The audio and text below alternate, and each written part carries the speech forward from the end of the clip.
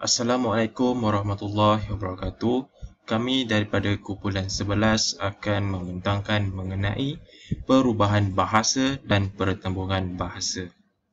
Terlebih dahulu saya ingin memperkenalkan ahli kumpulan 11 yang terdiri daripada Jack Joseph, kemudian saya sendiri iaitu Muhammad Khairul Izzuddin bin Suhaimi, Nur Alia Najihah binti Haizatul Azmi, Nurul Fatin Najihah binti Muhammad Suhairi, Siti Maisarah binti Haji Ismail, Muhammad Firdaus bin Abdullah, Muhammad Sah bin Muhammad Abu Bakri, Nit Siti Nur Nabilah binti Muhammad Awi, dan Siti Salmiza binti Bani Yamin. Baiklah, apakah itu perubahan dan pertembungan bahasa? Perubahan dan pertembungan bahasa membincangkan perubahan bahasa yang disebabkan oleh pertembungan bahasa. Dalam hal ini, dua perkara yang difokuskan iaitu faktor perubahan bahasa dan juga kesan perubahan yang meneliti tentang unsur yang berubah apabila bahasa mengalami perubahan. Perubahan bahasa merupakan tumpuan utama dalam disiplin linguistik sejarah dan perbandingan.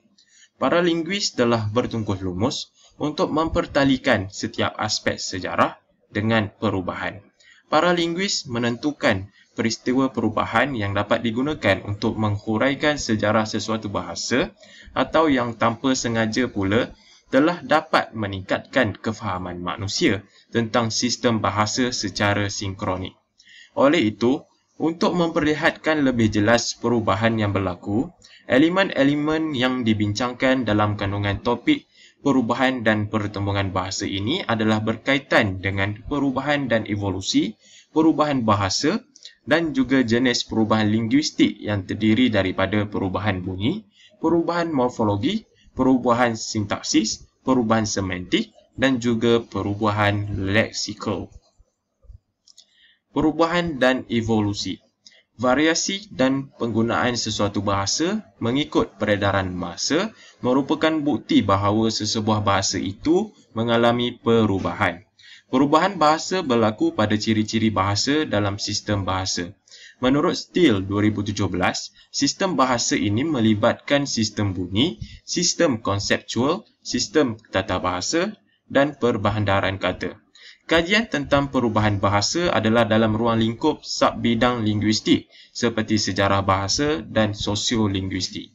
Sekiranya sesuatu itu boleh berubah, maka sesuatu tersebut mempunyai sifat atau daya untuk berubah. Menurut Cohen 1970, beliau menggunakan istilah evolusi bahasa dalam menunjukkan perubahan yang berlaku kepada bahasa. Beliau juga telah membezakan evolusi dalaman dan juga evolusi luaran. Steele 2017, beliau tidak selesa dengan konsep evolusi dalam memberikan nama kepada pertukaran yang berlaku kepada ciri-ciri bahasa. Beliau telah bersependapat dengan Berwick dan Chomsky 2016 apabila beliau menyatakan bahawa language change but they do not evolve. It is unhelpful to suggest that language have evolved by biological and non-biological evolution. James Herford terms. The latter is not evolution at all. Perubahan bahasa. Perubahan bahasa ialah bahasa berubah berikutan sudut ruang dan berubah berikutan jarak masa dan perubahan berdasarkan perkara sosial dan masyarakat. Kelainan bentuk penulisan dalam ayat maka adalah suatu adat dalam negeri itu terlalu aib, iaitu tiada berjamban. Semuanya orang pergi buang air ke tepi laut berbanjar-banjar, duduk dengan tiada bermalu, seorang dengan seorang. Pelayaran Abdullah ke Mekah 1854 melalui transliterasi Amin Sweeney dalam Malay Concordance Project. Dengan bentuk penulisan terkini adalah kerana perubahan rumus sintaksis untuk bahasa Melayu berikutan daripada jarak masa yang berbeza iaitu Sikra 1854 dan 2021 dan perubahan pemilihan diksi daripada sudut sosio-semantik bahasa Melayu pada abad ke-19 dengan abad ke-22. Seterusnya, perbezaan rima dan lima untuk angka 5 dalam bahasa Austronesia menunjukkan bahawa rima dan lima ini merupakan variasi untuk perkataan yang sama Bagi contoh untuk konsep nombor bulat, iaitu nombor 5 tadi.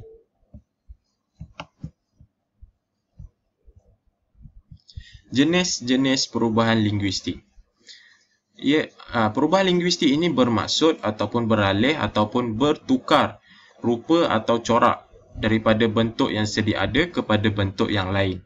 Perubahan bahasa ini menunjukkan bahawa bentuk bahasa sekarang tidak sama dengan bentuk bahasa yang wujud sebelum ini.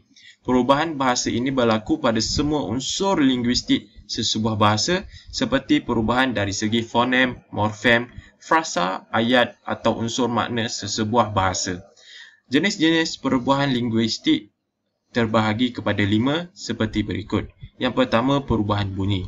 Kedua, perubahan morfologi, perubahan sintaksis, perubahan semantik dan juga perubahan leksikal. Kita pergi terlebih dahulu kepada perubahan bunyi. Yang pertama sekali iaitu asimilasi. Asimilasi ini merujuk kepada perubahan beberapa bunyi atau fonem kepada bunyi yang hampir sama dengan bunyi yang berdekatan. Sebagai contoh, perkataan sabtu dan juga sabtu. Kemudian adalah disimilasi. Disimilasi ini merujuk kepada perubahan bunyi konsonan atau vokal yang hampir sama kepada bunyi yang kurang sama. Sebagai contoh, cipta dan juga cita. Seterusnya adalah ipentesi. Ipentesi ini merujuk kepada pertambahan satu atau lebih bunyi kepada sesuatu perkataan seperti dalam perkataan-perkataan pinjaman. Sebagai contoh, school kepada sekolah, di mana sekolah ini terdapatnya penambahan bunyi dan juga Seterusnya adalah penghilangan bunyi. Aspek yang pertama iaitu apheresis, iaitu kehilangan bunyi pada awal kata. Sebagai contoh, hari ini kepada hari ini. Seterusnya adalah sinkop. Sinkop ini sering berlaku dalam perbualan seperti dalam bahasa Inggeris, seperti I would have menjadi I'd have. Seterusnya adalah haplologi. Haplologi ini merujuk kepada kehilangan suku kata lengkap daripada perkataan. Sebagai contoh, perkataan baharu kepada perkataan baru.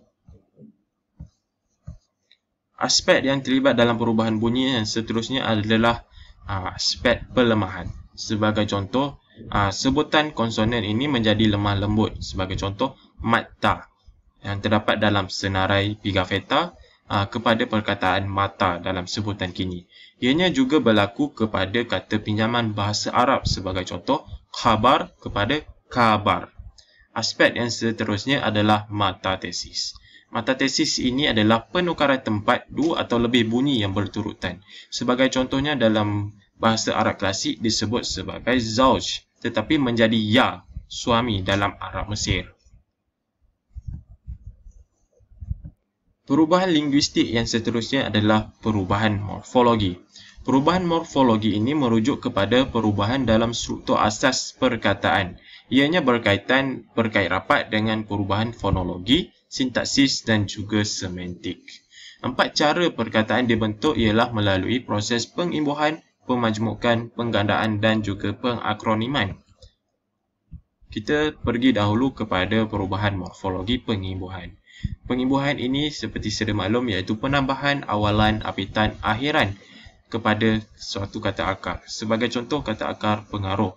Apabila ia menerima awalan ber menjadi berpengaruh dan apabila ia menerima apitan men-i ia menjadi mempengaruhi.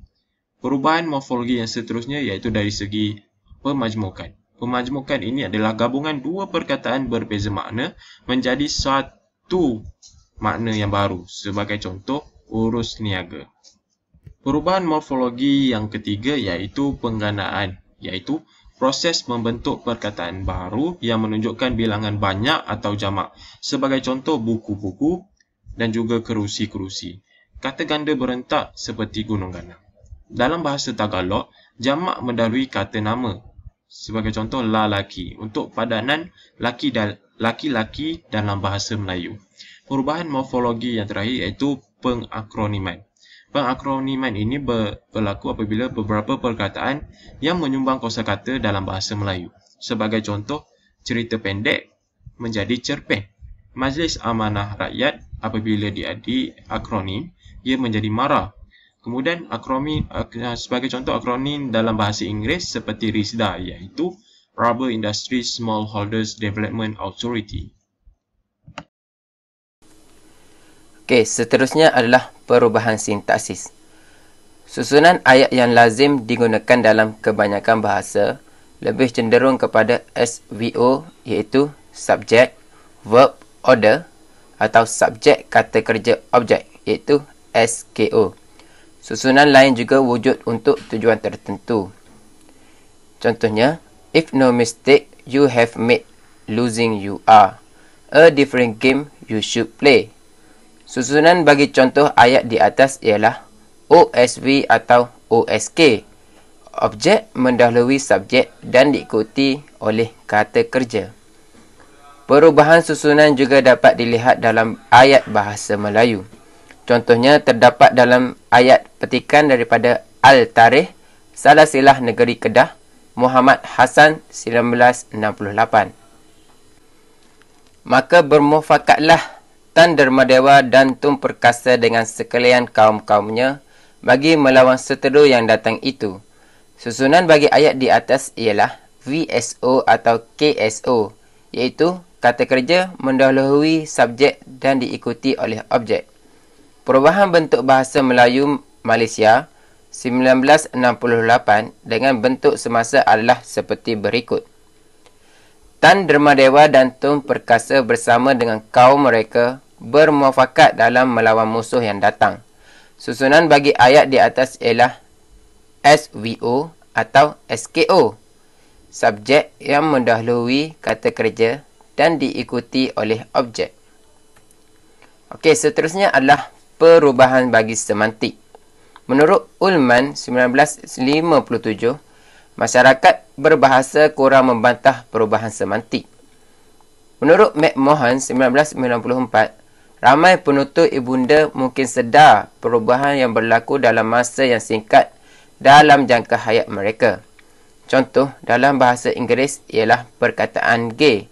Pada tahun 1970-an, perkataan tersebut bermaksud ceria dan cerah. Tetapi pada zaman sekarang, perkataan tersebut bermaksud homoseksual. Contoh dalam bahasa Melayu boleh adalah seperti perkataan kad payung. Sewaktu 30 tahun dahulu, payung merujuk kepada alat yang digunakan untuk berlindung daripada cuaca, seperti cahaya matahari yang terik atau hujan.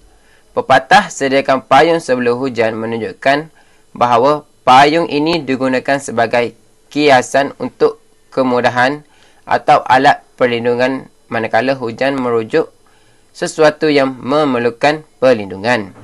Pada zaman sekarang, golongan remaja menggunakan perkataan payung untuk merujuk kepada perbuatan belanja. Contoh ayat yang digunakan ialah aku payungkan kamu, yang bermaksud aku belanja kamu atau aku bayar untuk kamu. Seterusnya perubahan leksikal. Menurut McMahon 1994, beliau memfokuskan perubahan yang berlaku pada perkataan khususnya neologism. Perubahan berlaku pada aspek fonologi dan morfologi. Melalui proses linguistik, pemberian makna baharu dilakukan terhadap leksika sedia ada seperti payung. Pemberian makna baharu kepada leksika yang sedia ada berlaku dalam himpunan kosakata Selangor bagi bahasa Malaysia. Contohnya, balak, cikaro, cun dan awet. Perubahan leksikal, hilangnya leksikal atau perkataan daripada kosakata sesuatu bahasa tersebut. Wujud perkataan yang dikatakan arkaik dan tenggelam kerana perkataan itu tidak diperlukan atau digantikan dalam bahasa tersebut seperti perkataan mata diganti dengan polis. Istilah mugging dan maung yang terbina melalui proses pengakroniman juga digantikan dengan perkataan carnivore dan herbivore. Berdasarkan petikan daripada Al-Tarikh, Salasilah Negeri Kedah 1968, terdapat perubahan bentuk iaitu ketuha, ketua dan kelian. Bukannya bentuk lazim untuk lubang atau lombong. penggunaan gelaran tun masih kekal dalam bahasa Melayu, yakni Malaysia, sebagai gelaran kehormat. Tetapi, penggunaannya tidak seperti sekarang. Penggunaan gelaran tan sudah hilang daripada kosakata bahasa Melayu, iaitu Malaysia. Okey, kesimpulannya, perubahan dalam bahasa boleh berlaku dalam pelbagai sudut linguistik.